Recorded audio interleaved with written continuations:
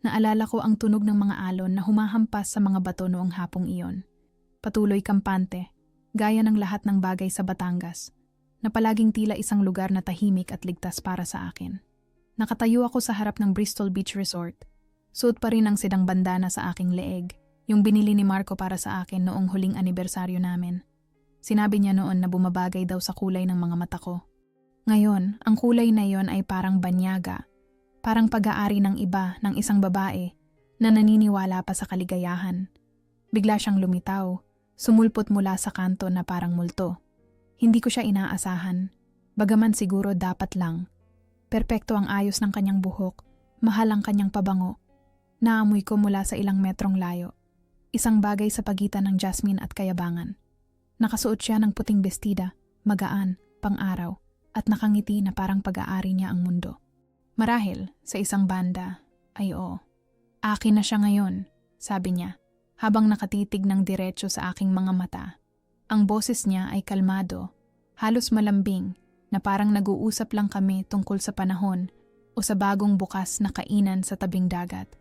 Ngunit may kalupitan sa kalmadong iyon, isang bagay na mas tumatagos kaysa sa sigaw. Hindi ito isang hamon. Ito ay isang deklarasyon ng tagumpay. Naramdaman kong gumuho ang lupa sa ilalim ng aking mga paa. Ang tawanan ng mga bata mula sa kalapit na pool ay biglang naging malayong malayo, hindi totoo. Ang araw, na kanina lang ay marahang nagpapainit sa aking balat, ngayon ay nakakapaso. Lahat sa paligid ko ay nawalan ng linaw, na para bang bigla akong napunta sa ilalim ng tubig. Nanginig ang aking mga daliri. Ang mga kamay na maraming beses siyang niyakap. Nagluto para sa kanya. Humawak sa kamay niya sa simbahan noong kasal namin. Ang mga kamay na ito ngayon ay nanginginig sa kawalan ng pag-asa. Pero hindi ko ipinakitang nakikita niya iyon. May kung anong bagay sa loob ko. Siguro'y ang pagnanais na mabuhay. Siguro'y ang natitirang dignidad. Ang nag-utos sa aking ngumiti. Ito ay isang maliit, tahimik na ngiti. Yung tipong lumalabas ng kusa. Nang hindi pinag-iisipan, na parang ang katawan ko na mismo ang nagpasya, na ang kahinaan ay hindi opsyon. Hindi dito, hindi sa harap niya. Pagsisisihan mong sinabi mo yan, bulong ko. Ang boses ko ay kalmado, tiyak. Walang banta, kundi isang pangako. Marahil isang hula. Nakita kong bahagyang natigilan ang kanyang ngiti, ngunit mabilis siyang nakabawi. Tumalikod siya. Ang balakang ay mayabang na gumagalaw sa kasiyahan at naglakad palayo patungo sa baybayin. Pinanood ko ang kanyang anino habang lumiliit, habang nawawala sa gitna ng maraming turista. Mga mag-asawang magkahawak kamay, mga pamilyang kumakain ng ice cream. Ang normalidad sa paligid ko ay malagim. Naiwan akong mag-isa sa terrace na iyon. Tanaw ang dagat at may damdaming hindi ko mapangalanan. Hindi pa ito sakit, hindi pa sa ngayon. Ito ay mas katulad ng pagiging manhid, na parang may kumuha ng isang mahalagang bagay mula sa akin at nag-iwan na lamang ng isang panlabas na anyo. Ang babaeng ako isang oras lang ang nakalipas. Mapagtiwala, mapagmahal, mapagpatawad, ay kakamatay lang. Tahimik, walang saksi, sa maaraw na teres na iyon sa Batangas. Sa kanyang lugar, may ibang lumitaw. Isang taong mas malamig. Isang taong kayang panoorin ang lahat na nasusunog nang hindi man lang lumilingon. Bumalik ako sa kwarto at nandoon siya, nakaupo sa desk, may tinitingnan sa laptop. Ngumiti siya nang makita ako, natural, pamilyar. Saan ka galing, mahal? Tanong niya, na parang walang nangyari. Na parang ang kabit niya ay hindi tumayo sa harap ko. 5 minuto lang ang nakalipas. Ipinapahayag ang kanyang tagumpay. Sumagot ako ng isang bagay na walang halaga. Na naglakad-lakad ako, na gusto kong makita ang paglubog ng araw. Tumango lang siya at bumalik sa kanyang screen. Ako ay hindi nakikita. Marahil ay palagi naman. Noong gabing iyon, hindi ako makatulog. Nakahiga ako sa tabi niya. Ramdam ang init ng kanyang katawan. Pinakikinggan ang kanyang paghinga. At sinusubukang intindihin kung kailan nagsimula ang lahat ng ito. Kailan ako naging option para sa kanya. At hindi isang pagpili. Kailan tumigil ang aming kasal sa pagiging sagrado at naging isang kaginhawaan na lang. Naalala ko ang kasal namin sa maliit na simbahan sa Vigan, malapit sa Calle Crisologo. Naalala ko ang amoy ng insenso, ang tunog ng organo, Ang kanyang boses noong ipinangako niya sa akin ang katapatan. Naalala ko kung paano ako umiyak sa kaligayahan, kung paano ako niyakap ng kanyang ina, at sinabing ako ay isang biyaya para sa kanya. Ang lahat ng iyon ngayon ay parang isang kasinungalingan, isang dula, kung saan lahat ay gumaganap ng kanilang mga papel, ngunit walang naniniwala sa script. Tahimik akong bumangon at lumapit sa bintana. Ang dagat ay madilim, maalon, walang katapusan. Saan man doon, sa dilim na iyon, nandoon ako, ang tunay na ako, na sumisigaw, umiiyak, nadudurog. Ngunit dito, sa kwartong ito, kalmado ako. Sobrang kalmado. At doon ko naramdaman. Isang bagay na maliit, malamig, na malalim na nakaugat sa aking puso. Hindi ito galit. Hindi pa. Ito ay isang bagay na mas banayad. Determinasyon, pasensya. Ang kaalaman na darating ang sandali kung kailan magbabago ang lahat. Hindi ito magiging sigaw o eksena. Hindi ako maghahagis ng mga plato or iiyak ng malakas. Maghihintay ako. Magmamasid ako. Mag-iipon ako.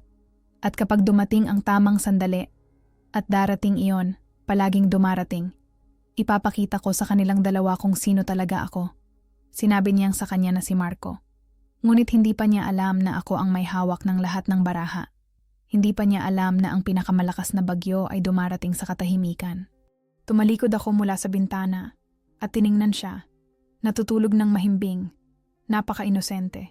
Bukas ay magpapanggap siyang mahal niya ako. Bukas ay magpapanggap akong naniniwala ako sa kanya.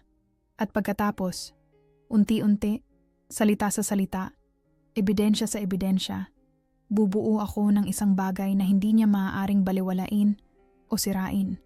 Ang paghihiganti ay hindi kailangang maging maingay. Minsan, ang pinakamahusay na paghihiganti ay ang pasensya. At mayroon akong habang buhay. Noong gabing iyon, pinanood ko siyang matulog. Ang kanyang mukha, na dati kong ligtas na kanlungan, ngayon ay isang mapa ng mga kasinungalingan. Bawat linya, bawat paghinga, bawat pagkurap ng talukap ng mata, ay nagpapaalala sa akin ng mga salitang ibinulong niya sa aming dalawa. Tahimik ang kwarto, tanging ang mahinang ugong ng aircon, at ang aking puso, tumitibok ng may ritmo, metodikal, tulad ng isang orasan na nagbibilang ng oras, hanggang sa katapusan. Tumayo ako at nagsimulang maglakad-lakad sa kwarto. Hindi ko na kayang humiga pa sa tabi niya na nagpapanggap na walang nangyari. Walang tunog ang aking mga yapak sa makapal na alpombra. Tiningnan ko ang kanyang maleta na nakabukas sa sulok ng kwarto. Hindi siya isang maayos na tao. Ang mga damit ay nakakalat, na parang inihagis ng nagmamadali. Ngunit hindi ang mga damit ang pumukaw sa aking pansin. May isang resibo doon, mula sa isang alahas. Mula sa eleganteng tindahan na iyon sa Greenbelt sa Makati, kung saan niya binili ang aming singsing sa kasal. Ang petsa ay 2 linggo na ang nakalipas. Kinuha ko ito ng nanginginig na mga daliri. Isang kwintas. Hindi para sa akin. Matagal na siyang hindi nagre-regalo ng alahas sa akin. Naramdaman kong may nabasag sa loob ko, ngunit hindi ito sigaw o iyak. Ito ay pagkilala. Kumpirmasyon. Ang kanyang telepono ay nasa bedside table. Ang screen ay paminsan-minsang umiilaw dahil sa mga notification. Hindi ko kailangan ng password. Alam ko ito dahil matagal na.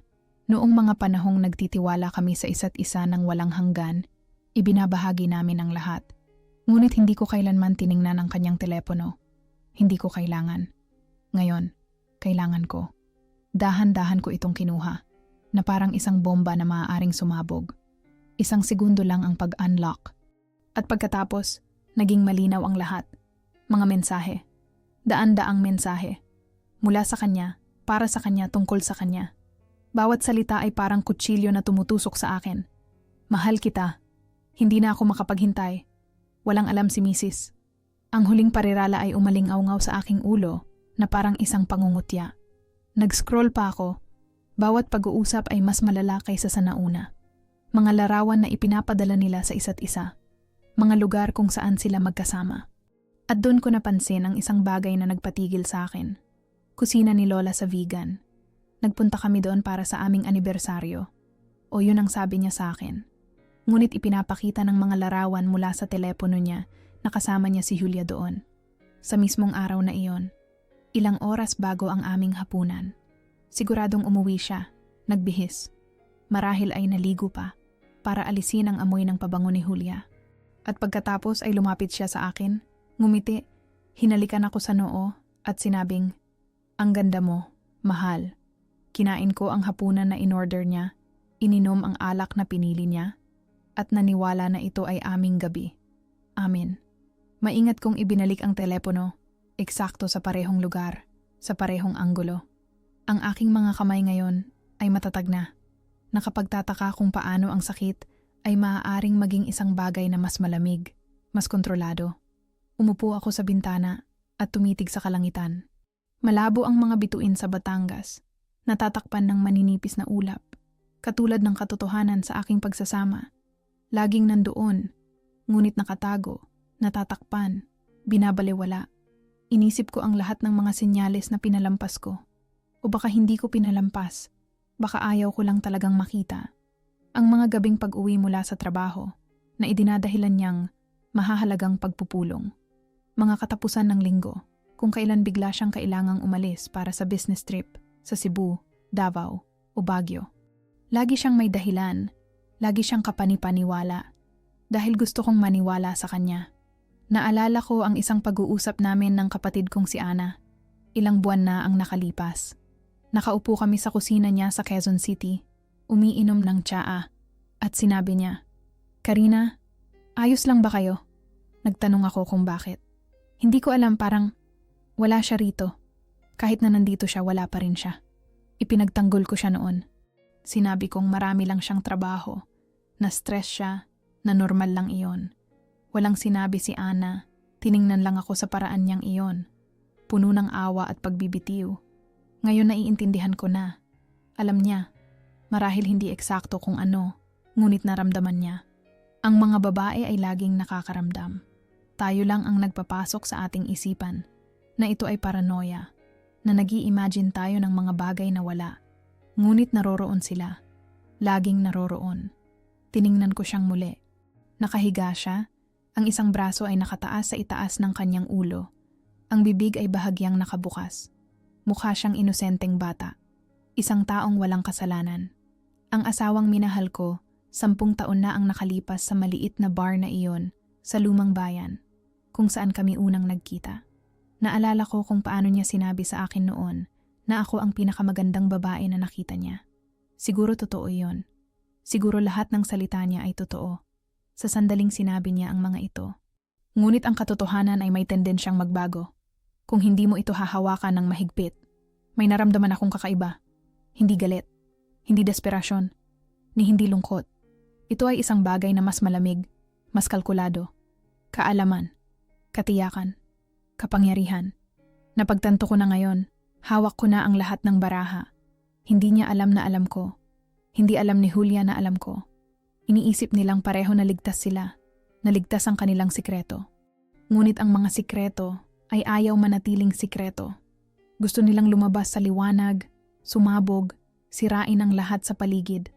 At handa akong tulungan sila doon. Hindi kaagad. Hindi sa bugso ng damdamin.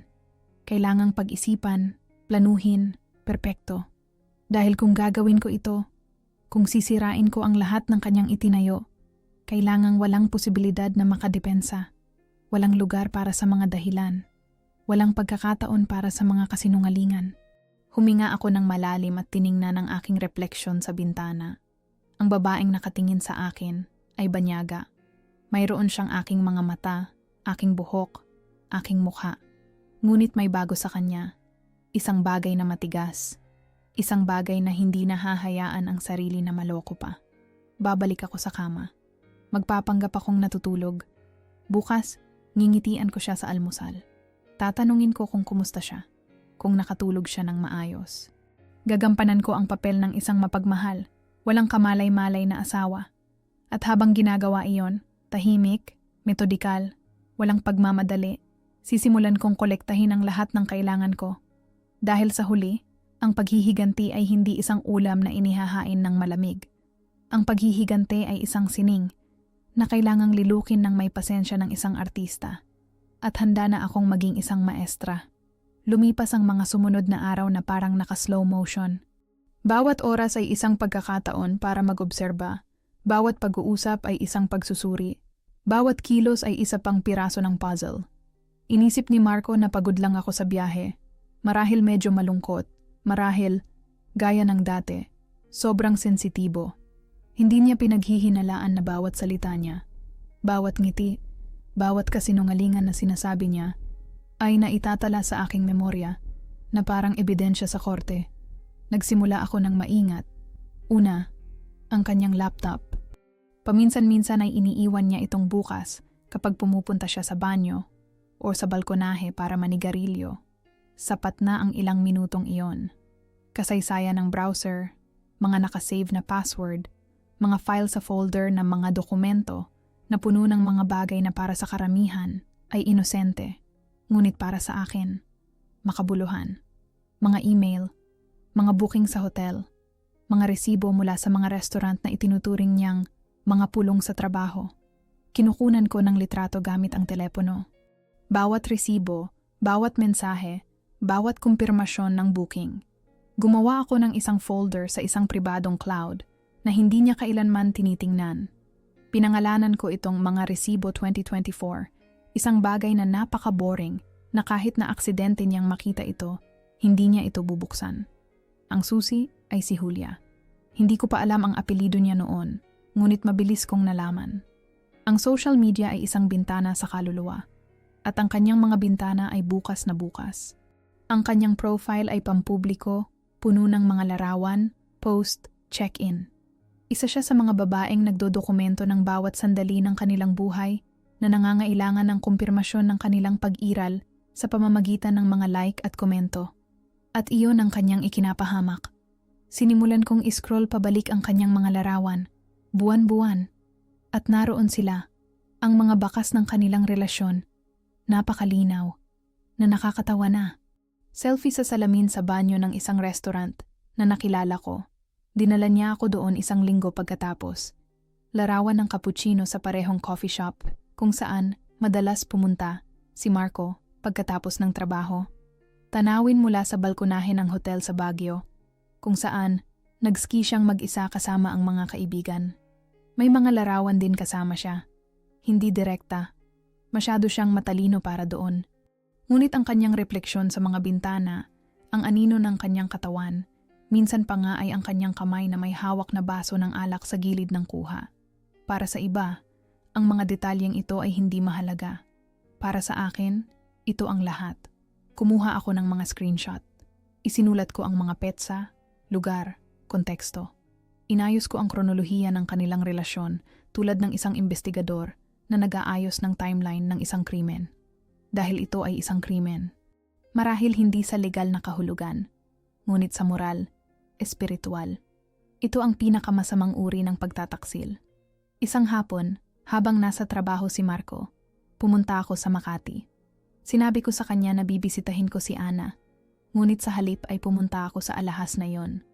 Yung binilhan niya ng kwintas, mabait ang tindera, nakangiti. Sinabi ko na ang asawa ko ay bumili ng isang bagay dito, ilang linggo na ang nakalipas, ngunit hindi ko matandaan kung ano, dahil sorpresa raw iyon. Ipinakita ko sa kanya ang resibo na kinuhaan ko ng litrato kanina. Ah, oo, bulalas niya. Isang kwintas na may esmeralda, magandang pagpipilian. Sinabi ng asawa ninyo na para daw ito sa isang taong espesyal. Ngumiti ako. Oo, espesyal ako. Ngunit alam kong hindi ako ang tinutukoy niya. Humingi ako ng eksaktong paglalarawan ng kwintas. Marahil isang larawan kung mayroon sila sa sistema. Sinabi kong gusto kong bumili ng katugmang hikaw. Masaya siyang tumulong sa akin. Isinulat ko ang lahat, pati na ang presyo. Mahigit 100,000 piso para sa kabit, para sa isang babae na marahil ay ilang buwan pa lang niyang kilala. Umuwi ako bago siya bumalik. Naghanda ako ng hapunan. Ang paborito niyang adobong baboy na may kanin at ensaladang kamatis at itlog na maalat. Inayos ko ang mesa, nagsindi ng kandila. Pagpasok niya, nagulat siya. Anong okasyon? Tanong niya. Hinahalikan ako sa pisngi. Walang okasyon. Gusto ko lang gumawa ng isang bagay na maganda para sa iyo. Kumain kami sa katahimikan. Nagkwento siya tungkol sa trabaho, kung gaano nakakapagod ang araw, kung gaano kaimposible ang isang kliyente. Nakikinig ako, tumatango, nagtatanong. Ako ay isang perpektong asawa, maaasikaso, interesado, sumusuporta. At kasabay nito, sa aking isipan, inaayos ko ang mga susunod na piraso ng plano. Alam kong hindi sapat ang paglalantad lamang ng mga kasinungalingan. Kailangan kong gawin ito sa publiko na may mga saksi sa paraang hindi mag-iiwan ng anumang pagdududa. Naisip ko ang aming nalalapit na anibersaryo ng kasal. Nagpaplano kami ng isang maliit na hapunan sa bahay kasama ang mga kaibigan at pamilya. Mga 20 tao. Ang kanyang mga magulang, ang aking kapatid, ang aming mga karaniwang kaibigan. Mga taong kilala kami sa loob ng maraming taon na nakakita kung paano namin itinayo ang pagsasamang ito na naroon sa aming kasal. Ito ang perpektong lugar. Sinimulan ko ang mga paghahanda, ngunit hindi para sa hapunan, para sa palabas. Gumawa ako ng isang presentasyon, tumpak na nakaayos, ayon sa pagkakasunod-sunod. Mga larawan, mensahe, resibo, lahat ay may mga timestamp at lugar. Bawat ebidensya ay konektado sa susunod na parang mga eksena sa isang pelikula. Ang katotohanan ay ipinakita ng napakalinaw na walang lugar para sa pagtanggi. Sa mga linggong iyon, masaya si Marco. O hindi bababa sa, iyon ang akala niya. Akala niya ay bumabalik na sa normal ang lahat, na ayos na ulit kami. Siya ay malambing, minsan pa nga ay romantiko. Nagdadala siya ng mga bulaklak, nag-aaya na manood ng sine, nagtatanong kung may kailangan ako. At sa bawat oras na ngumiti siya, sa bawat paghawak niya sa akin, sa bawat pagsabi niya ng mahal kita, nararamdaman ko ang lumalaking lamig sa aking puso. Hindi dahil sa paghihigante, kundi dahil sa katiyakan. Katiyakan na lahat ng ginagawa niya ay peke, na ang kanyang pagmamahal ay piling-pili, may kondisyon, nahahati. Hindi rin nagpahuli si Julia. Ang kanyang mga post sa Instagram ay lalong nagiging mapangahas. Mga selfie sa mga restaurant na nakikilala ko. Mga larawan na may mga bulaklak. Eksaktong katulad ng mga natatanggap ko minsan. Minsan pa, nakasuot siya ng isang bandana. Halos kapareho ng sa akin. Marahil ito ang kanyang paraan para balansehin ang pagkakasala. Binibigyan niya kaming dalawa ng parehong mga bagay para walang makaramdam na napapabayaan. Ngunit ayaw kong maging kapantay ng isang kabit. Ayaw kong ibahagi ang aking asawa. Ayaw kong magkaroon ng kalahati ng kanyang atensyon, kalahati ng kanyang oras, kalahati ng kanyang puso. Gusto ko ng katotohanan at gusto kong makita ito ng lahat. Sa gabi bago ang anibersaryo, habang natutulog si Marco, umupo ako kasama ang laptop at muling sinuri ang buong presentasyon. Bawat slide ay perpekto. Walang emosyon, walang akusasyon sa teksto, mga katotohanan lamang, mga petsa, lugar, larawan. Ang ebidensya na mismo ang nagsasalita. Mayroong isang bagay na maganda doon. Isang bagay na dalisay. Tulad ng katarungan na hindi kailangang sumigaw para marinig. Inilagay ko ang file sa isang USB drive. Itinago ito sa safe kasama ng mga dokumento. Bukas ay isang malaking araw. Para sa kanya, ang katapusan ng isang panahon. Para sa akin, ang simula ng isang bagong bagay. Tiningnan ko siya sa huling pagkakataon. Natutulog siya ng mahimbing, walang kamalay-malay sa kung ano ang darating. Nagtaka ako kung makakaramdam ako ng kasiyahan kapag nakita niya ang presentasyon. Kung maaawa ako, kung may mararamdaman man lang ako. Ngunit pagkatapos, ay naalala ko ang kanyang mga salita sa teres sa Batangas. Akin na siya ngayon. At ngumiti ako sa dilim. Dahil alam ko na bukas, malalaman ng lahat ang katotohanan. Na hindi siya kailanman naging pag-aari ng sinuman. Dahil ang isang tao na nagsisinungaling sa 2 babae nang sabay-sabay ay hindi pag-aari ng sinuman. Kahit na sa kanyang sarili. Nagsimula ang araw ng anibersaryo tulad ng anumang iba pang araw. Maagang nagising si Marco. Hinalikan ako sa noo at sinabing, 10 taon, Karina. Hindi ako makapaniwala na 10 taon na. Ngumiti ako at gumanti ng halik. Ako rin. Sagot ko. At ang mga salitang iyon ay mas totoo kaysa sa maiisip niya. Buong araw akong abala sa paghahanda. Paglilinis ng bahay, pag-aayos ng mga bulaklak sa mga florera, paghahanda ng mga pampagana, kumuha ako ng caterer para sa pangunahing ulam. Wala akong ulo para magluto. Kailangan kong mag-focus sa isang bagay na mas mahalaga. Ang projector, ang screen, ang mga teknikal na detalye na kailangang gumana ng perpekto. Sinabi ko kay Marco na gusto kong magpakita ng ilang mga larawan mula sa aming mga taon na magkasama sa hapunan. Mga sentimental na alaala para sa mga bisita. Tinulungan pa niya akong iset up ang kagamitan sa sala. Inilalagay ang screen upang makita ng lahat ng maayos. Napakamatulungin niya. Napaka-involved. Ito sana ay kaakit-akit, kung hindi lang ito kasuklam-suklam. Nagsimulang dumating ang mga bisita bandang 6:00 ng gabi. Una ang mga magulang ni Marco, sina Sofia at Tadeo, isang matandang mag-asawa mula sa Laguna. Palaging naka-Amerikana at eleganteng damit. Palaging may dalang isang bote ng magandang alak. Pagkatapos ay ang aking kapatid na si Ana kasama ang kanyang asawang si Peter. Ang aming mga kaibigan mula pa noong kolehiyo, si Magda kasama si Tomas, si Bea kasama si Adam, mga kapitbahay mula sa gusali, mga kasamahan ni Marco sa trabaho, lahat ng mga tao na bumubuo sa aming mundo. Sinalubong ko sila sa pinto ng may ngiti, tumatanggap ng mga pagbati, yumayakap, nagpapasalamat sa mga regalo.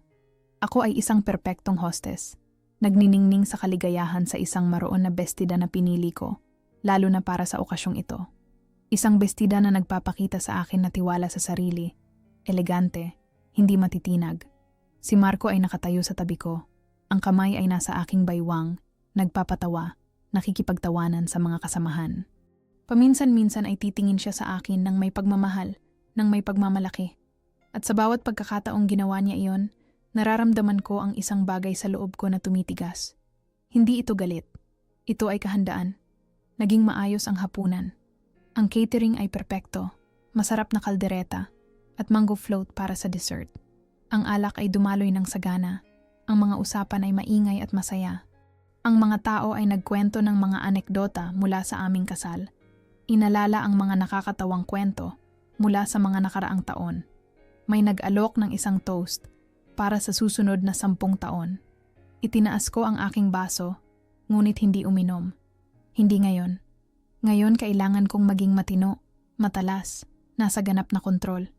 Nang maihain ang dessert at nagsimula nang mag-relax ang lahat sa kanilang kape, tumayo ako. Marahan kong tinuktok ang kutsarita sa aking baso. Unti-unting tumahimik ang mga usapan. Lahat ng mukha ay napalingon sa akin. Nagulat si Marco na tumingin sa akin, ngunit nakangiti. Akala niya ito ay isang matamis na talumpati, isang pasasalamat sa mga bisita, marahil isang nakakaantig na anekdota. Gusto kong magsabi ng ilang salita. Nagsimula ako. Ang boses ko ay kalmado, kontrolado. Ang 10 taon ay mahabang panahon, sapat na katagal upang makilala ang isang tao ng lubusan. Upang makita kung sino sila kapag walang nakatingin. Si Marco ay nakangiti pa rin, ngunit may nakita siya sa aking mga mata. Pagkabalisa. Ang kanyang ngiti ay naging mas hindi sigurado. Gusto kong ipakita sa inyong lahat ang ilang mga larawan mula sa aming buhay na magkasama. Mga sandali na humubog sa aming pagsasama. Mga sandali ng katotohanan. Kinuha ko ang remote at binuksan ang projector. Ang unang larawan ay inosente. Ang aming kasal. Kaming dalawa sa harap ng altar. Masaya, bata, puno ng pag-asa. Ilang tao ang bumuntong hininga sa pagkaantig. Ang babata pa ninyo, sabi ni Sofia. Ang pangalawang larawan ay mula rin sa aming kasal. Kami habang sumasayaw napapaligiran ng mga kaibigan. Tumatawa. Mga normal na alaala. Ngunit pagkatapos ay dumating ang pangatlong larawan. At nagbago ang lahat. Ito ay isang screenshot ng isang mensahe. Mula kay Marco para kay Julia. Ang petsa, oras at nilalaman ay malinaw na nakikita. Hindi ako makatigil sa pag-iisip sa iyo. Walang alam si Mrs. Huminto ang mundo sa silid. Ang katahimikan ay siksik, mabigat, nakakasakal. Nakita ko si Sofia na tinatakpan ng kanyang bibig gamit ang kamay. Si Ana ay yumuko pasulong. Naniningkit ang mga mata na parang hindi makapaniwala sa kanyang nakikita. Namutla si Marco. Karina, anong ginagawa mo? Hindi ko siya pinatapos. Lumipat ako sa susunod na slide. Larawan ni Julia na suot ang kwintas. Yung nagkakahalaga ng 100,000 piso. Tapos ang resibo mula sa alahas. Tapos ang mga susunod na mensahe. Mahal kita. Hindi na ako makapaghintay na magkasama tayo. Bukas, pupunta ulit tayo sa Baguio. Bawat slide ay isang pako sa kabaong. Mga restaurant, hotel, larawan, ebidensya. Lahat ay nakaayos ayon sa pagkakasunod-sunod, walang mali, walang lugar para sa pagkakamali. Nagplano si Marco ng mga business trip, sabi ko ng mahinahon, na parang nag-uulat sa isang pulong. Mga biyahe kasama ang isang katrabaho, si Julia. Ito siya. Ipinakita ko ang kanyang profile picture. Bata, maganda, nakangiti. May bumuntong hininga sa silid. Tumayo si Marco nang bigla. Umingit ang upuan sa sahig. Karina, tama na. Hindi ito ang oras para sa mga kasinungalingan. Pinutol ko siya. Kalmado pa rin ang boses. Ito ang oras para sa katotohanan. Lahat dito ay karapat-dapat malaman ang katotohanan. Lalo na ang iyong mga magulang na nagturo sa iyo kung ano ang karangalan. Lalo na ang aking kapatid na kasama natin mula sa simula. Lalo na ang ating mga kaibigan na naniwala sa atin. Mga susunod na slide. Mga check-in ni Julia sa mga lugar kung saan si Marco ay nasa business trip. Ang kanilang mga refleksyon sa salamin, mga anino sa mga larawan. Lahat ay banayad, ngunit hindi matatanggihan. Isang buwan na ang nakalipas. Pagpapatuloy ko. Sa Batangas, nakilala ko siya. Sinabi niya sa akin na si Marco ay kanya na. At sa isang sandali, halos naniwala ako sa kanya. Ngunit pagkatapos, ay may napagtanto ako. Ang isang tao na nagsisinungaling sa kanyang asawa sa loob ng maraming buwan, na naghahati sa pagitan ng dalawang buhay, na bumibili ng parehong mga regalo para sa parehong mga babae. Ang ganitong tao ay hindi pag-aari ng sinuman. Kahit na sa kanyang sarili. Umiiyak na ngayon si Sofia. Ang ulo ay nakasubsob sa mga palad ni Tadeo. Si Ana ay nakatitig sa akin, na may halo-halong pagkasindak at paghanga. Ang iba ay nakaupo na tulala. Ang ilan ay nakatingin kay Marco. Ang iba sa akin, ang iba naman ay umiiwas ng tingin. Ang huling slide ay simple lang. Teksto lamang. Puti sa itim na background. 10 taon ng kasal. 6 na buwan ng kasinungalingan. Isang pagpili. Pinatay ko ang projector at tumingin kay Marco. Nakatayo siya doon, kasing putla ng pader. Ang mga kamay ay nakakuyom. Ang bibig ay nakabukas, ngunit walang salita. Mukha siyang isang tao na kalalabas lang ng buhay na gumuho sa slow motion. Wala ka bang sasabihin? Mahinang tanong ko. Binuksan niya ang kanyang bibig. Isinara ito. Tumingin siya sa kanyang mga magulang, sa mga kaibigan, sa akin. At pagkatapos, sa unang pagkakataon ngayong gabi, nakita niya talaga. Nakita niyang wala ng atrasan. Na bawat salitang sasabihin niya, bawat pagdadahilan, bawat pagtatangkang magpaliwanag, ay magiging isa lamang karagdagang kasinungalingan. Ako, hindi ko, nagsimula siya. Ngunit nabasag ang kanyang boses. Hindi mo kailangang magsabi ng kahit ano, sabi ko. Ang mga larawan na ang nagsasalita para sa iyo. Ang mga mensahe na ang nagsasalita para sa iyo. Ang mga pinili mo na ang nagsasalita para sa iyo. Dahan-dahang tumayo si Tadeo. Tiningnan niya ang kanyang anak na may ekspresyon sa mukha na hindi ko pa nakikita sa kanya. Pagkadismaya, kahihiyan. Walang salitang inakay niya si Sofia at naglakad patungo sa pinto. Bago lumabas, huminto si Tadeo at tumingin sa akin. Patawad, Karina. Iyon lang ang sinabi niya. Ngunit nasa mga salitang iyon na ang lahat. Ang iba pang mga bisita ay nagsimulang lumabas isa-isa. Ang ilan ay sinubukang magsabi ng isang bagay. Paumanhin, hindi ko alam. Nakakagulat. Ngunit karamihan ay lumabas lang ng tahimik. Ang kapaligiran ay napakabigat na bawat paghinga ay parang isang pagsisikap. Si Ana ang huling natira. Lumapit siya sa akin, niyakap ako ng mahigpit, at bumulong. Ikaw ang pinakamatapang na babae na kilala ko. Pagkatapos ay tiningnan niya si Marco ng may pandidiri at umalis. Naiwan kaming dalawa, ako at siya. Sa sala na ito, na isang oras lang ang nakalipas ay puno ng mga tao, tawanan, buhay. Ngayon ay katahimikan na lamang at ang mga abo ng kanyang reputasyon. Nakatayo siya doon ng matagal, nakatingin sa kawalan, na parang sinusubukan pa ring intindihin kung ano ang nangyari. Nanginginig ang kanyang mga kamay, malalim ang kanyang paghinga. Nakita kong sinusubukan niyang magsabi ng isang bagay, ngunit walang mga salitang lumalabas. Dahil anong mga salita ang makakapag-ayos nito? Anong pagdadahilan ang makakabawi sa nakita ng lahat? Bakit? Bulong niya sa wakas. Ang boses ay paos, basag. Bakit mo to ginawa? Tiningnan ko siya nang hindi makapaniwala. Pagkatapos ng lahat ng ginawa niya, pagkatapos ng lahat ng kasinungalingan, ako pa ang tatanungin niya kung bakit. Bakit? Inulit ko. Ako ang tinatanong mo kung bakit. Pwede mo namang sabihin sa akin ng pribado. Pwede nating pag-usapan. Pero ito, sa harap ng lahat, sa harap ng mga magulang ko, naramdaman ko ang pagtawa na namumuo sa aking dibdib. Hindi tawa ng kagalakan, isang bagay na mas madilim, mas mapait. Gusto mong itago ko ang sikreto mo? Gusto mong protektahan kita mula sa mga kahihinatnan ng iyong sariling mga pagpipilian? Ako, hindi ko naman gustong maging ganito. Paano mo ba gustong maging hitsura, Marco? Paano dapat ang itsura ng isang pagtataksil? Romantiko? Maganda? Hindi ito isang pagkakamali. Hindi ito isang aksidente. Ito ay buwan ng mga sinasadyang pang-araw-araw na desisyon. Bawat pag-uwi mo at pagtingin sa aking mga mata habang nagsisinungaling. Bawat hapunan na iniluto ko para sa iyo habang pinaplano mo ang susunod na pagkikita ninyo. Bawat mahal kita na sinabi mo. Alam mong sinabi mo rin yon sa kanya ilang oras bago. Lumapit siya sa akin. Iniuunat ang kamay na parang gustong humawak. Umatras ako. Huwag mo kong hawakan. Karina, pakiusap. Hindi. Matigas kong pinutol. Tapos na tayo sa pakiusapan. Tapos na tayo sa kasinungalingan. Tapos na tayo. Nakita niya ito sa aking mga mata. Ang katapusan. Ang pagtatapos na walang lugar para sa negosasyon. Napaupo siya sa isang upuan. Ang ulo ay nasa kanyang mga palad. At doon siya nagsimulang umiyak. Hindi malakas.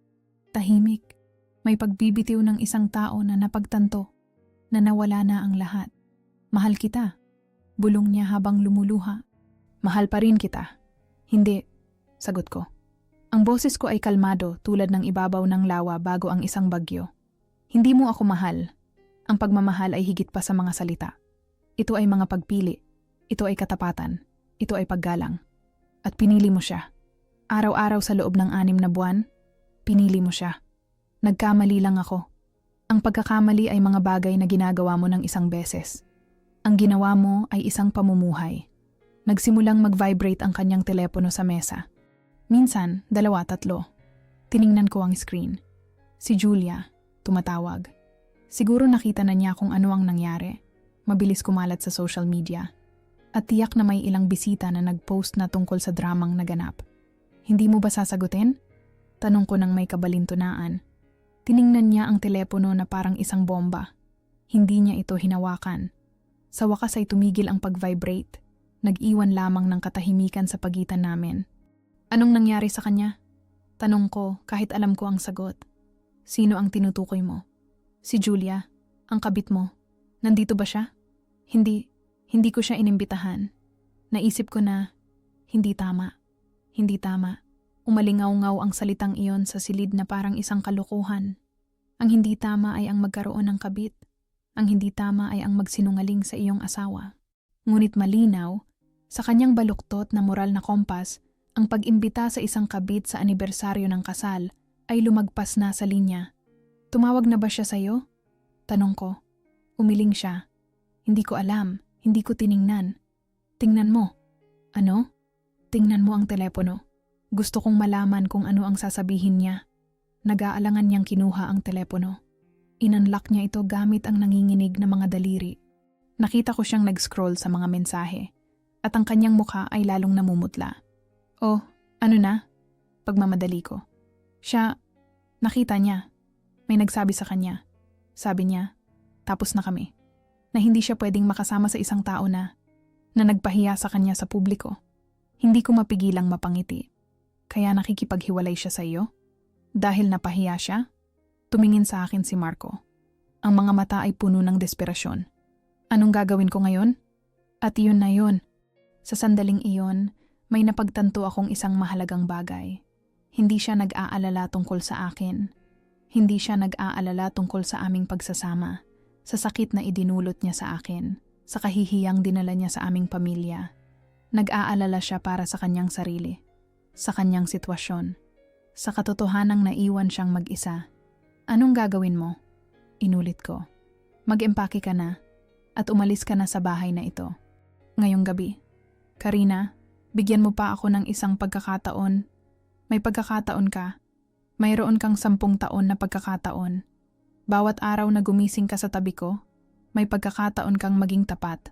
At bawat araw, pinili mo ang kasinungalingan. Tumayo ako at pumunta sa kwarto.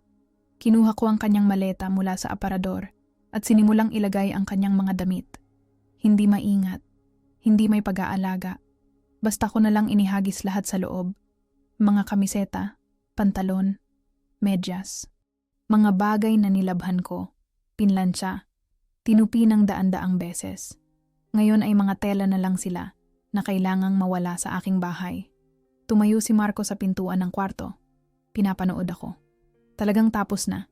Tapos na ito noong una mo siyang hinalikan. Ginagawa ko lang na totoo ang isang bagay na matagal mo nang ginawa. Tinapos ko ang pag-iimpike at hinila ang maleta papunta sa sala. Mabigat ito, ngunit hindi ako bumagal. Ang adrenaline ay nagbigay sa akin ng lakas na hindi ko alam na meron ako. Saan ako pupunta? Tanong niya nang walang magawa. Sa kanya, sa isang hotel, sa mga magulang mo, kung tatanggapin ka nila pagkatapos ng nakita natin. Hindi ko na yan problema. Karina, wala nang Karina para sa'yo.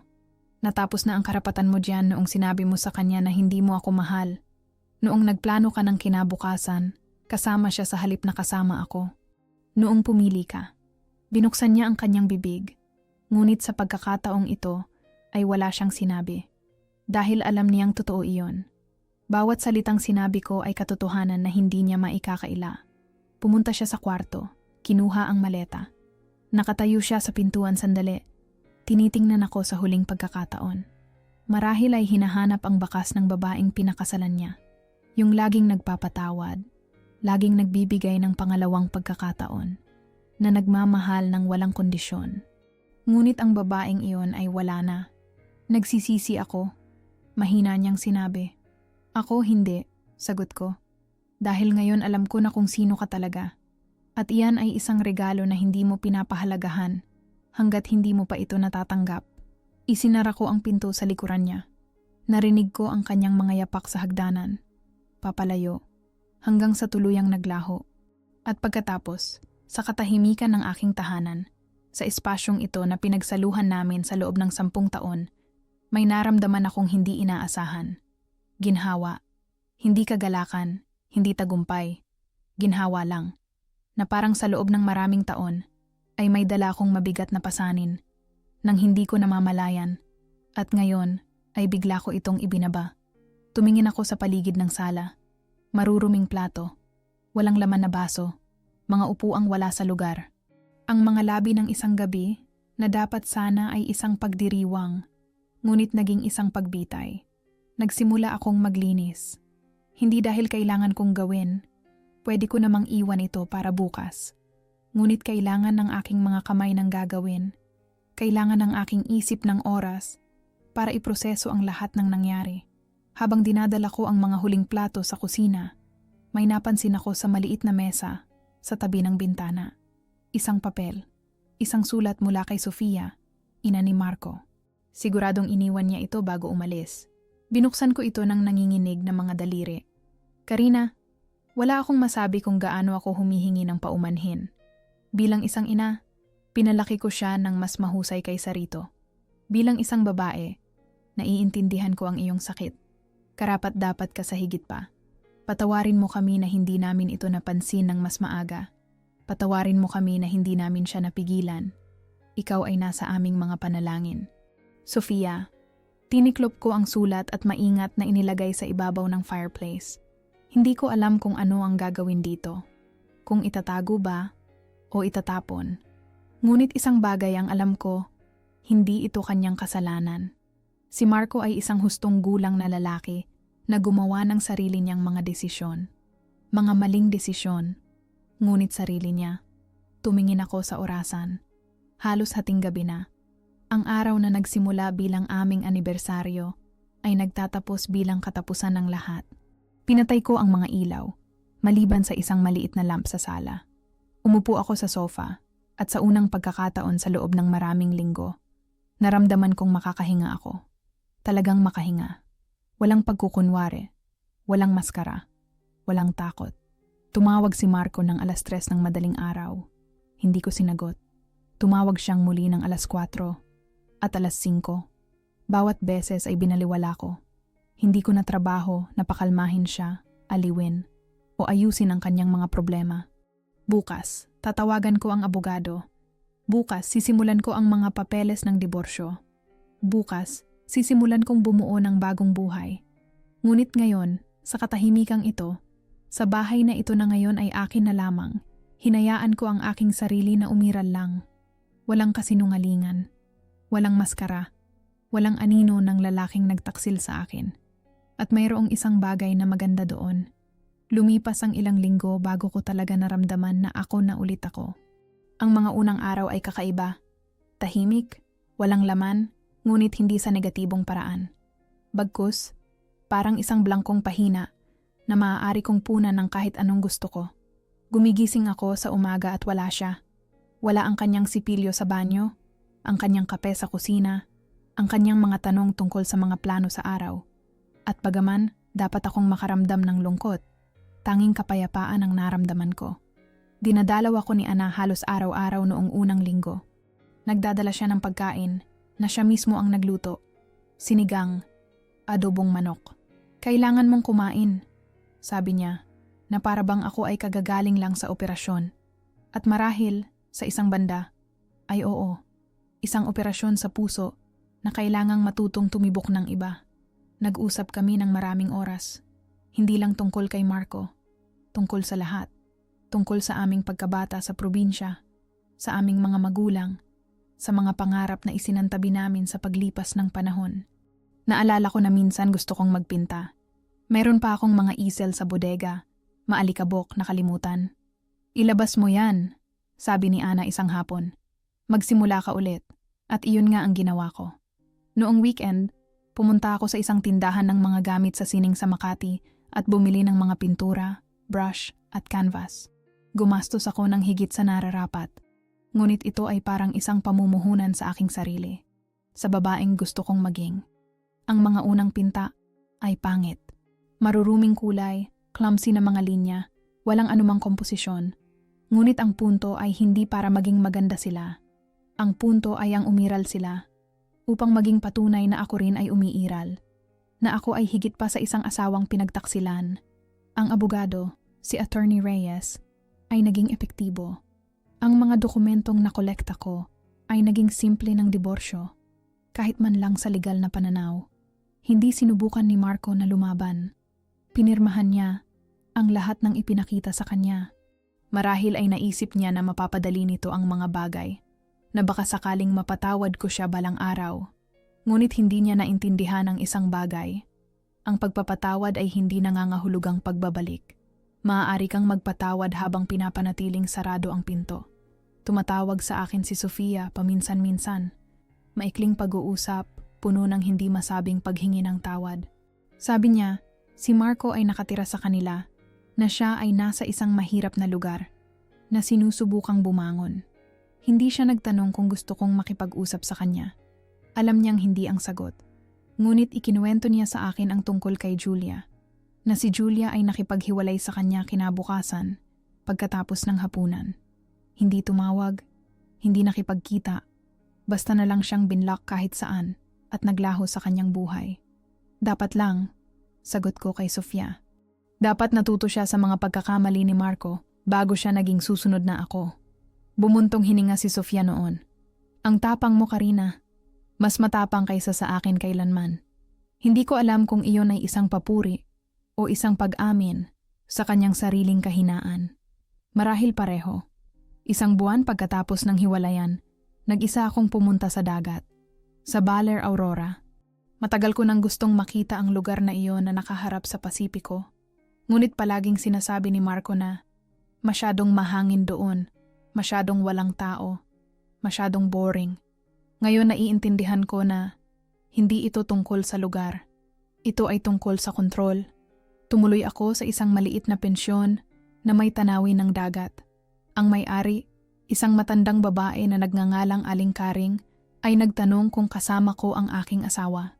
Hindi po. Sagot ko. Mag-isa po akong pumunta. Ngumiti siya noon sa paraang tila mas marami siyang naiintindihan kaysa sa sinabi ko. Tumagal ako doon ng 1 linggo. Araw-araw akong naglalakad nang malayo sa dalampasigan. Ang hangin ay talagang malakas. Ngunit hindi nakakainis, nakakalinaw. Tinatangay nito ang mga iniisip, nag-iiwan lamang ng esensya. Namulot ako ng mga kabibe at makikinis na bato. Hindi dahil maganda sila, kundi dahil sila ay mga patunay na ang karagatan ay patuloy na lumilikha ng bago mula sa mga luma at sirang bagay. Sa gabi, uupo ako sa maliit na balkonahe ng aking kwarto na may isang kuwaderno at nagsusulat. Hindi isang tala-arawan, isang bagay na mas katulad ng mga sulat sa aking sarili. Sa babaeng ako noon, sa babaeng nagiging ako ngayon, humihingi ako ng tawad sa aking sarili para sa mga taon na tiniis ko ang mas mababa kaysa sa nararapat sa akin. Para sa mga sandali na naniwala ako sa mga kasinungalingan, kahit na ang aking intuisyon ay nagsasabi ng iba. Para sa lahat ng pagkakataon na pinili ko ang kapayapaan kaysa sa katotohanan. Ngunit higit sa lahat, nagpasalamat ako sa aking sarili. Para sa tapang na sa wakas, ay gawin ang kailangan kong gawin. Para sa lakas na tumayo sa harap ng lahat ng mga taong iyon at ipakita ang katotohanan. Para sa determinasyon na huwag bumalik sa kanya noong tumatawag siyang umiiyak sa kalagitnaan ng gabi, nagmamakaawa para sa pangalawang pagkakataon. Sa huling araw ng aking pananatili sa baler, may nakita akong nanatili sa akin magpakailanman. Naglalakad ako sa dalampasigan sa umaga. Ang araw ay kasisikat pa lang, at ang beach ay walang tao. At doon, sa basang buhangin, nakita ko ang isang babaeng nakatayo sa tubig. Siya ay marahil na sa 60 taong gulang. Ang buhok ay puti na, nakatali sa isang maluwag na bun. Nakatayo siya na nakapikit. Ang mga kamay ay nakabukas ng malapad, na parang tumatanggap ng biyaya mula sa dagat.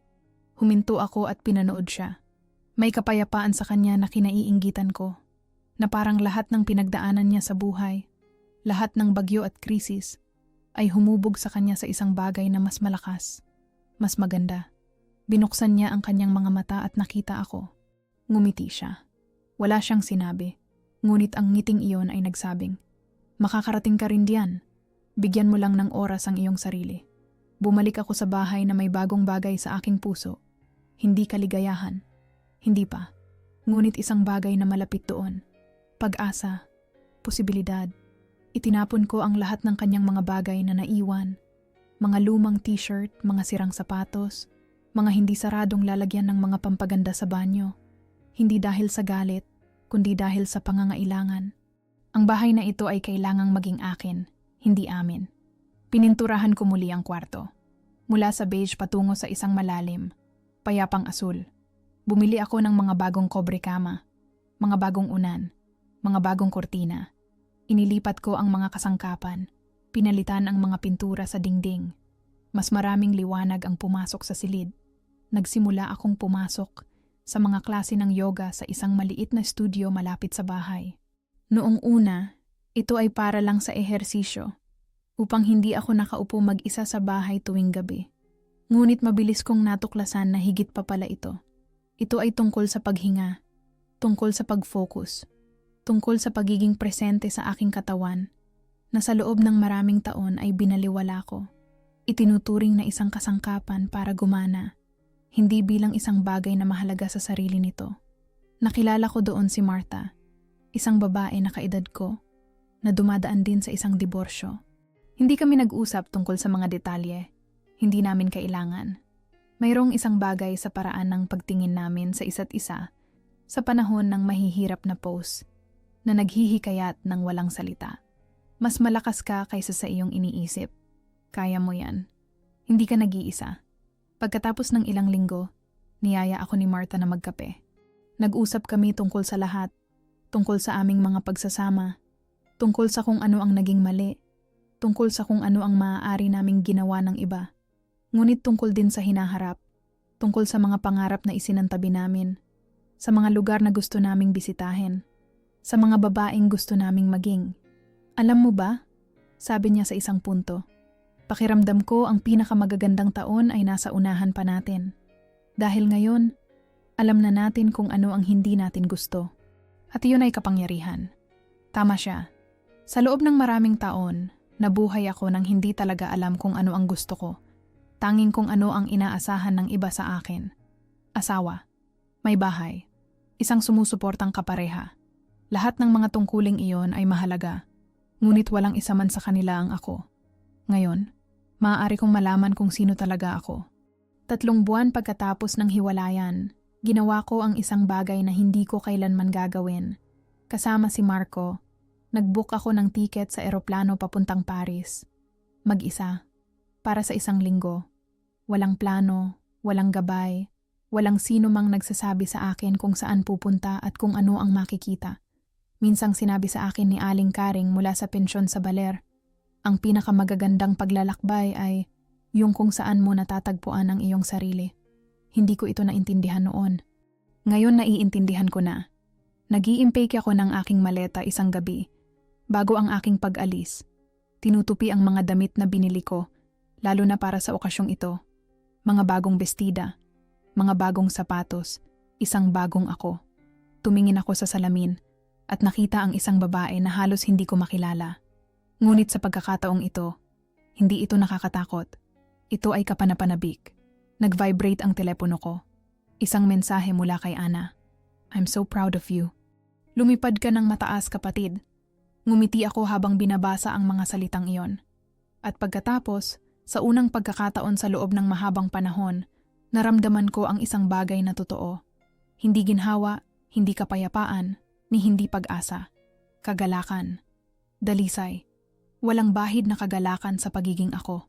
Sinabi niya sa Batangas na si Marco ay kanya na. Ngunit lumabas na hindi siya kailanman naging pag-aari ng sinuman. Siya ay isang tao lamang na naligaw sa mga kasinungalingan, sa mga pagpipilian, sa kawalan ng lakas ng loob na maging tapat. At ako? Ako ay malaya. Malaya mula sa kanya, mula sa mga kasinungalingan, mula sa papel na ginampanan ko sa loob ng 10 taon. At ang kalayaan na iyon, ang maganda, nakakatakot, walang katapusang kalayaan na iyon, ang pinakamahusay na paghihiganti na maiisip ko. Dahil ang tunay na paghihiganti ay hindi ang pagsira sa ibang tao. Ito ay ang paghahanap sa iyong sarili.